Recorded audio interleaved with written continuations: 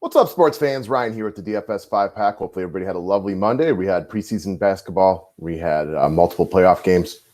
We had a Monday night football. So a little bit of everything for all the sports fans out there.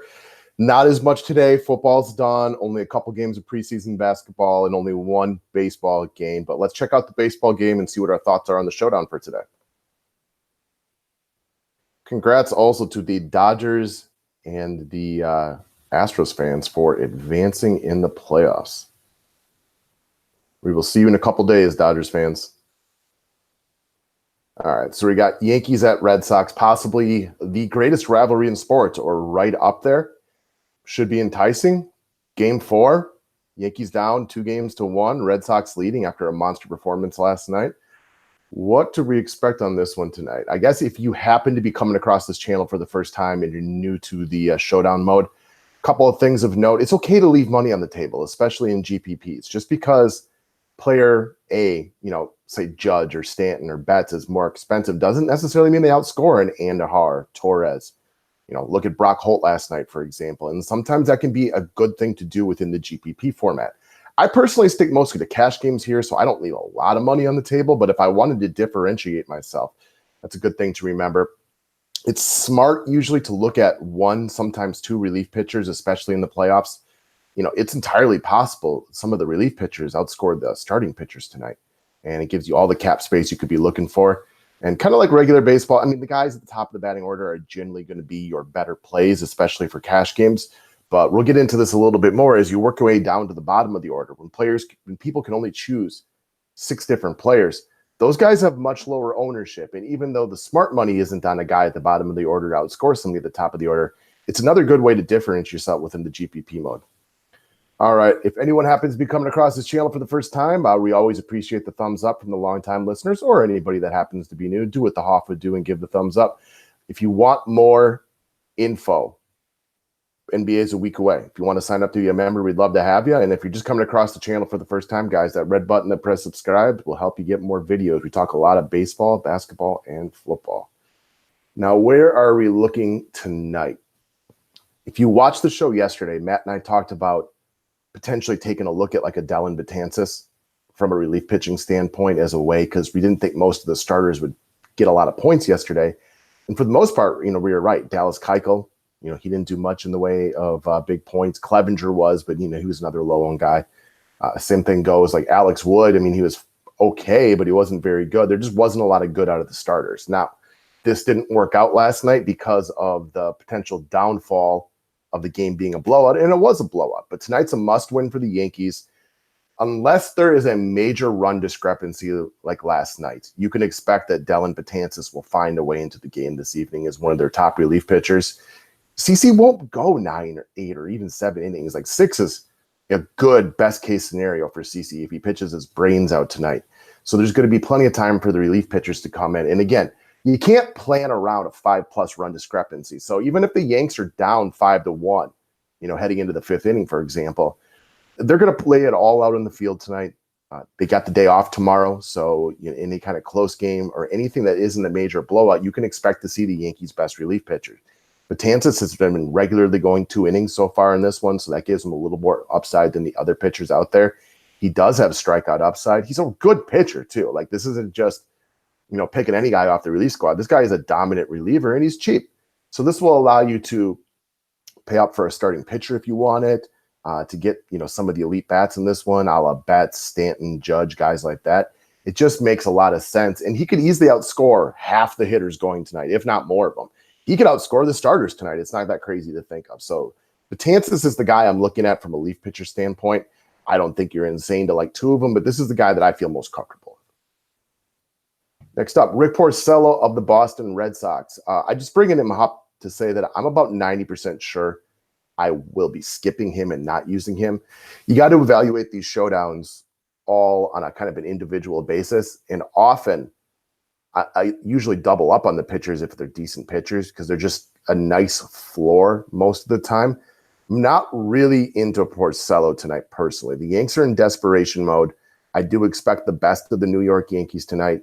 This could mean taking a lot of pitches and getting Porcello out of the game early. Porcello is not a major strikeout guy. He's not incapable of striking anybody out, but he's not like this huge strikeout pitcher. Like if you talked about like a Fultonevich yesterday, like you didn't expect him to go deep into the game, but he could get 6 strikeouts through 3 innings. That's unlikely out of a Rick Porcello. He's going to be on a shorter leash, and also he just hasn't really been very good in the playoffs. You know, he's got a career 5.33 ERA with a WHIP just under 1.4. I went back and looked at all of his playoff starts this morning, even going back to 2011. None of them have really been anything special. They've left a lot to be desired. I don't expect much out of him tonight. I have no problem skipping him. So then we get to CC. Is CC a must tonight? No, I don't think he's a must. This is not Max Scherzer at home in Game 7 or something like that. Like, I just can't see CC being a must tonight. But I do expect the best version of CC tonight. You know, he's a clutch player. He's been around for a long time. This is not his first rodeo. But what does the best CC equate to? You know, he's likely on I thought I changed that to leash, but for some reason it correct the least again. Should be on a short leash, not least. Apparently I can't type that and it corrects me 3 times. Doesn't matter. So what do I expect? Maybe like 4 innings, 1 earned run, 3 Ks, you know, give or take about 10 DK points. I think that is a reasonable expectation for tonight. And with the Yankees having such a solid bullpen, as long as the game is relatively close, you know, they probably pull him here. Maybe he goes 5, maybe he only goes 3. But I think 10 DK points is a realistic start from him tonight. It is possible he gets blown up. We saw last night, the Boston Red Sox offense it's great. It's a great offense. No questions about it. So I don't think he's a must tonight, but I do think he's a good enough bet to outscore the majority of the hitters, which is good enough for me. And because we're going to play a relief pitcher, and because a bunch of the offensive guys that are quality offensive guys are cheap enough, you can eat the salary, and maybe you don't get a return ratio out of him, but the 10 points could just be enough as a nice floor type of play. And if you play a relief pitcher and you play him, you're still sitting around 8,500 per offensive guy, so you can still double stud and then play 2 other bats, you know, down in the 6 to 7K range. And a lot of the guys in this series at that price range are still pretty damn good hitters. So you can pay down on 1 offensive guy. You can still load up pretty well.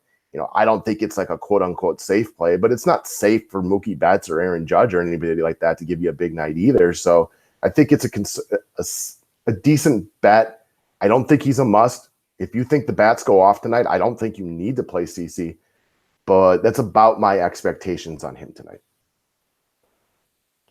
All right, so I didn't really think earlier that this is a guy that I would have wanted in a situation like this, you know, big game at Yankee Stadium. But I can't shake the feeling that we get a big night from Giancarlo Stanton tonight. I don't know why it is. Call it a gut feeling, call it whatever you want. He's had several singles and only 1 strikeout over the last couple of games. Just looks like a guy about to have a big extra base hit. 3 for 8 with 2 doubles and only 1 strikeout off Porcello. Not a huge sample size, and he's also probably going to get several at-bats against the relievers. But I just got this feeling that you're going to see Stanton tonight. What I like about him, he's got huge upside. We know that this guy's got major, major power. He's just a big upside play. And he's another guy at that price tag that I expect to get some love.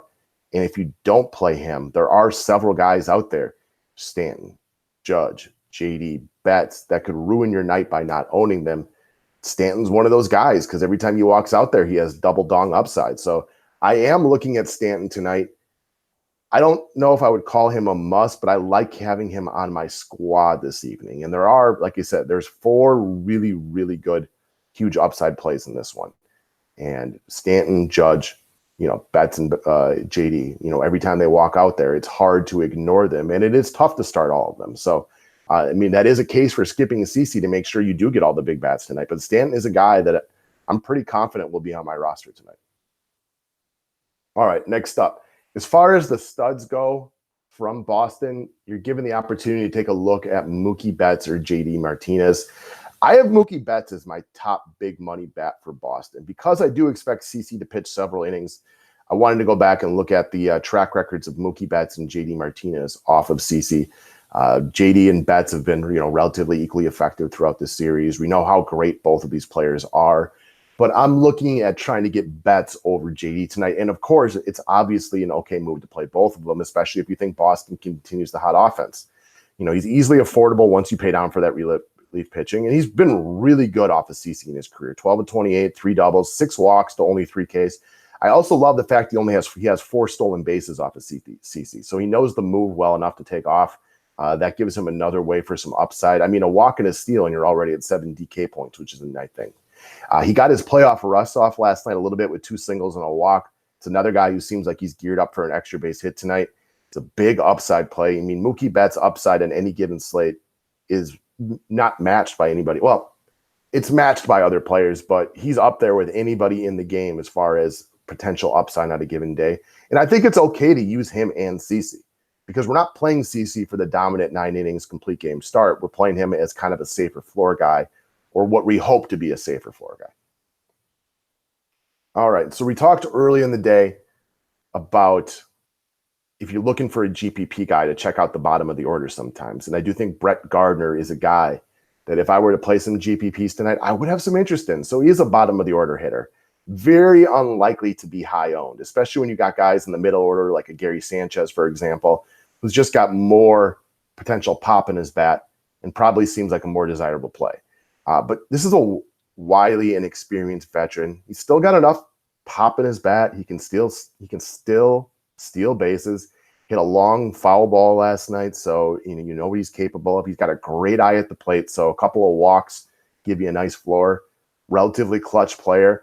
He's also got a ton of career experience off of Rick Porcello, and he's been very good against them. 17 to 58, that's a 293 batting average, couple of home runs, 6 stolen bases.